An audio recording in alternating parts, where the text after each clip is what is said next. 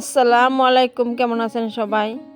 আকির সংসার চ্যানেল থেকে আমি আকি বরাবরের মতো আরও একটা নতুন ভিডিও নিয়ে আপনাদের মাঝে চলে আসলাম। তবে আজকের ভিডিওটা একটু অন্যরকম, আশা করি সবাই পাশে থেকে দেখে যাবেন, ভালো লাগবো। আমি এর আগের ভিডিওতে আপনাদের কাছে বলেছিলাম যে আমি কতগুলা কাঠ এনে রেখেছি একটা মুরগির খোয়ার বানানোর জন্য। তো মিস্ত্রি কয়েকদিন খালি আমাকে ঘুরাইতেছে যে আজকে নয় কালকে, এরকম করতে করতে এক সপ্তাহ পার করে দিছে। তো গত শুক্রবারে মিস্ত্রি এসেছিল আর এই তো খোয়ারটা বানাইতেছে। আর এদিকে আমি এই যে আগেকার যে পুরাতন আমার একটা খোয়ার ছিল, সেটার মধ্যে আমি হাঁস রাখতাম। আপনারা তো অবশ্যই দেখছেন যে এটার ভিতরে হাঁস থাকতো, কিন্তু এটা ছিল আমার মুরগির খোয়ার। তো যখন থেকে স্বাধীন হাঁস কিনেছে তখন থেকে এটার ভিতরে হাঁস রাখতাম। আর এটার দরজা কিন্তু একটা, সেই জন্যই আর কি ভিতরে পরিষ্কার করা সম্ভব হতো না, তাই এটাকে খুলে দিয়েছে মিস্ত্রি। এখন ভালো করে ধুয়ে নিচ্ছে, তারপর তো এটাকে দুই দরজা করে আর কি আবারও বানিয়ে দিবে। তো আমি ভালো করে ধুয়ে দিতেছি, তা না হলে তো কাজ করতে পারবে না, এই জন্যই। আর এদিকে তো দেখেন আমাদের কবুতরের খুবটাও কিন্তু ঠিক করা হইতেছে। এই মিস্ত্রি কিন্তু বানিয়ে দিছিল, কিন্তু কিভাবে যে বানাইছিল, বৃষ্টি আসলে উপর দিয়ে পানি পড়তো। আর এই তো সামনে দেখেন কাঠ লাগিয়ে দিছে, কাঠ দিয়ে দরজা লাগাইছে।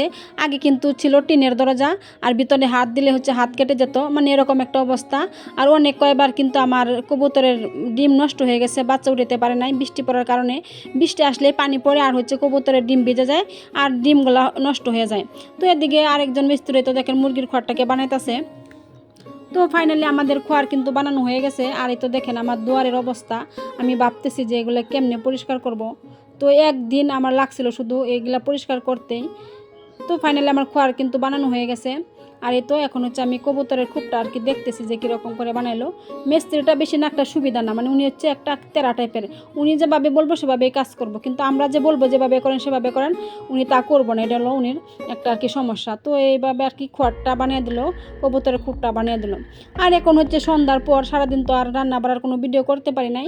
তো এখন সন্ধ্যার পরে নাস্তা খাইতেছি, তো ভাবলাম এই ভিডিওটাই আজকে আপনাদের সাথে একটু শেয়ার করি। এই তো এখানে চানাচুর আর কাঁচামরিচ পেঁয়াজ মেখে নিচ্ছি, মানে মুড়ি দিয়া মাখাবো আর কি। তাই সাথে কিন্তু সরিষার তেলও দেওয়া দিছি। আর ধনিয়া পাতা দিতে কিন্তু মনে ছিল না, ধনিয়া পাতা দিলে আর একটু টেস্ট বাড়তো আর কি।